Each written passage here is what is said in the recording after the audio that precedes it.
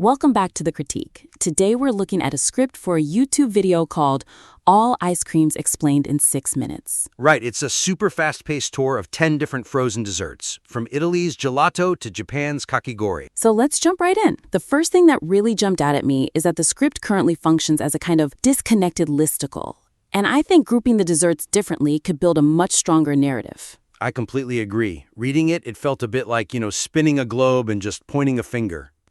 We go from Italy to India, then LA in the 80s, then suddenly we're back in Turkey. Exactly. And the weakness there is that this random order, it prevents the listener from seeing how these desserts are related. For instance, you have dondurma and buza treated as totally separate things. Yeah, they're miles apart in the script. I think sorbet and helado de paella are in between them. Which is such a missed opportunity for storytelling. Totally. Because if you look at the ingredients, they have almost the exact same DNA. They both use salep, that orchid root flower, and the mastic resin. But because the viewer sees dondurma at minute 2 and buza at minute 5, they have to completely reset. They forget that connection. They forget the key ingredients. Right. 49% plus 115 seconds, 143 milliseconds. I love that because the script already says dondurma uses salep and mastic for that famous stretchiness. Right. So if buza comes right after, the narrator can just say, like its Turkish cousin, buza also uses mastic, but it gets its unique texture from pounding.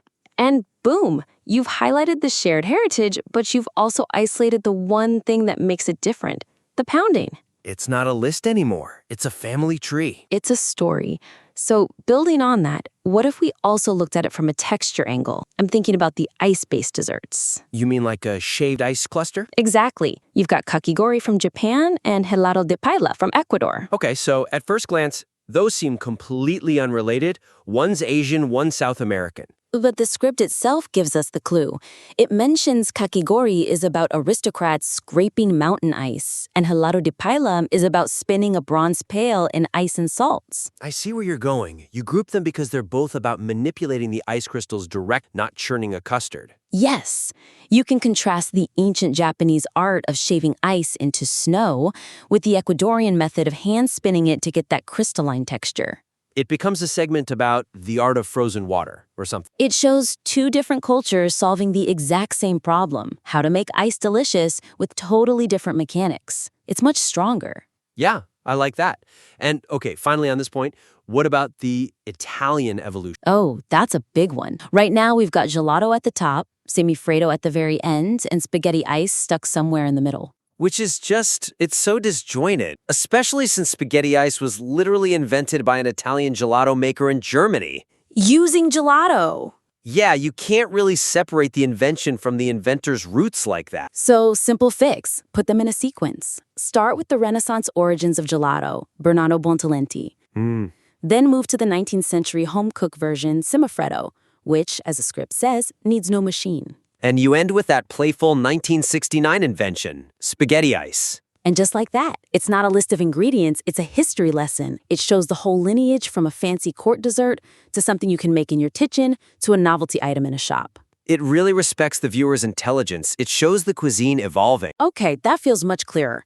But that brings us to the second critique. While the script is full of great historical dates and names, it sometimes misses the chance to explain why certain techniques give you certain textures. Yeah, I felt that too. It leaves you with facts, but not really with understanding. Right. We get the what, like gelato has 4 to 8% fat, but we don't really get the so what. Why does that number matter to me when I'm eating it?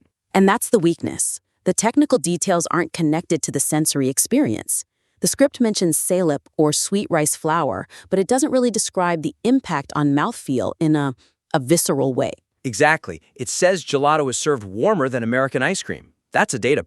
But is the link between that temperature and the flavor really hammered home? Not quite. So the suggestion is to connect these technical specs directly to the experience of eating it. Use a kind of if-then logic. Explain the consequence right after you introduce the technique. Okay, so let's take that gelato. Instead of just saying less fat served warmer, We explain the biology. Precisely. You explicitly state that because it has less fat, that 4 to 8%, and because it's served warmer, the flavor hits your tongue faster and more intensely. Right. American ice cream can have, what, up to 25% fat? It basically coats your tongue. It's like a layer of cold butter that actually dulls your taste buds. So gelato tastes so intense because there's less fat getting in the way. That's the why. That's the why. And suddenly the viewer feels smarter. They're not just memorizing a number, they understand why their pistachio gelato tastes so, punchy. Okay, that's great. What about sorbet? The script says sugar is critical. Yes, it says too little freezes, too much stays slushy, which is a good start, but let's expand on that tension. Turn it into a high-stakes balancing act for the master sorbet maker. You explain that sugar is acting as an anti-freeze agent. It's not just about sweetness, it's structural engineering. It's the difference between a smooth dessert and, like, chewing on an ice cube. Exactly. And you can apply that same logic to kulfi. The script mentions simmering milk for hours to caramelize it. And it also mentions kulfi is often served on a stick, but it doesn't connect those two facts. So the argument is that because all that water evaporates during the simmer, kulfi becomes structurally solid? That's it. Kulfi isn't just creamy, it's dense. By reducing the milk, you remove the water that would otherwise turn into big ice crystals.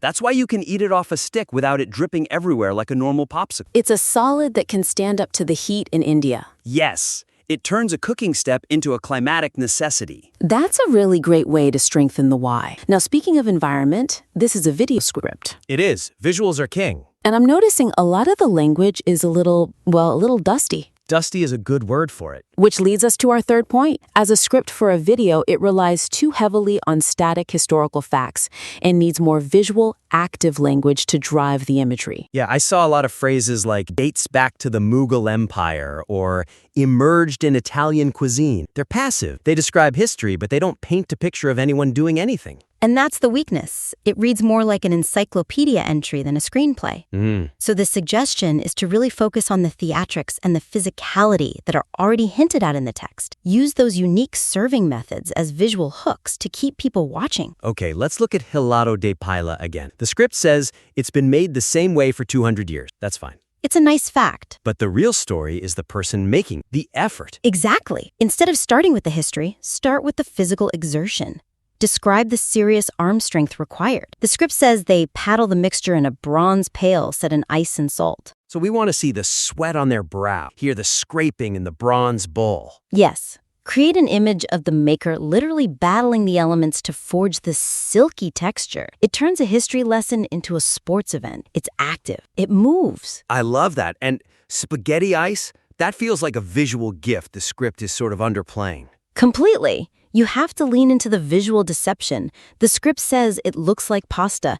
Emphasize that double take moment. For the kids, yeah. Describe the specific mechanism, pressing vanilla gelato through a potato ricer as the big visual reveal of the whole segment. It's a magic trick. The potato ricer is the magic wand. Exactly.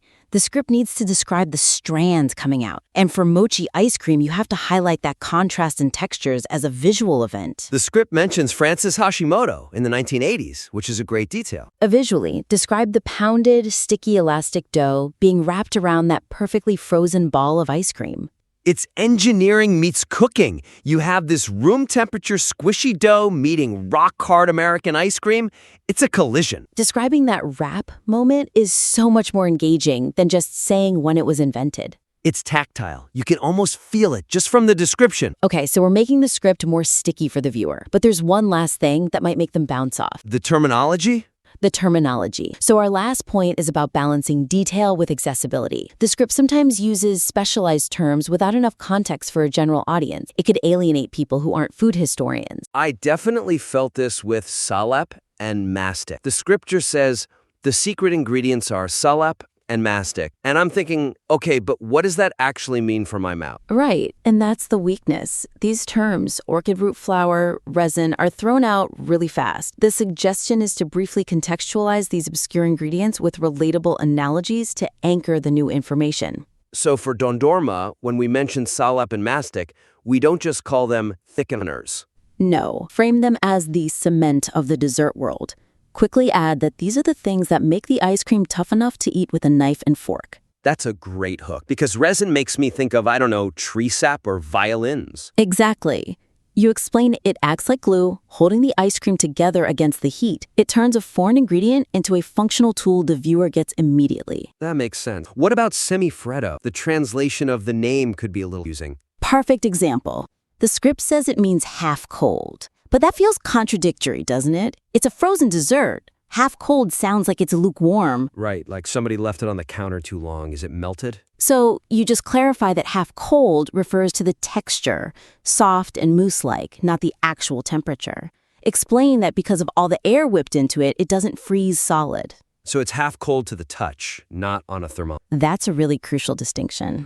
What about kakigori? The script mentions Heian period aristocrat. That's a pretty deep cut. It might fly right over most people's heads. And the jump from ancient aristocrats to modern machines is huge. We need to build a bridge. So how do we make shaved ice sound premium to an audience that probably thinks of gritty carnival snow cones? You use the snow cone to explain it. You directly contrast the chunky snow cone that everybody knows, where the syrup just sinks to the bottom, with the kakigori version. Explain that the blade is so sharp and the ice is so consistent that it melts on your tongue instantly, like fresh snow. The difference between crunch and dissolve, that's the key. Exactly. It anchors the high-concept history in a very simple sensory reality. We want the viewer to feel like an insider, not like they're being lectured. Yeah, that makes sense. So we've reorganized the geography, explained the physics, added action verbs, and translated the jargon. It really covers the main opportunities.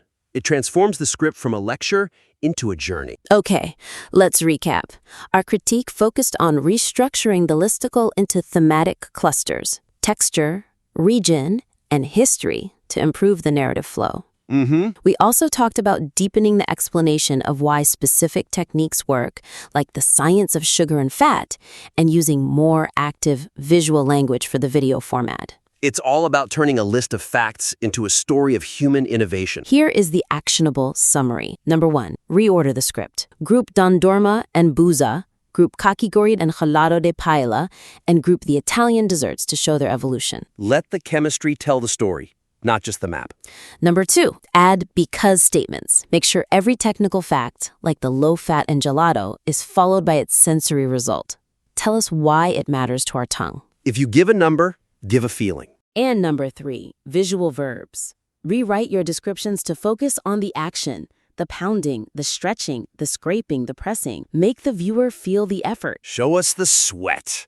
Make us feel what goes into that perfect scoop. We invite you to resubmit the revised script once you've adjusted the narrative flow. We love to see how that elastic cluster plays out. And I am now suddenly very hungry.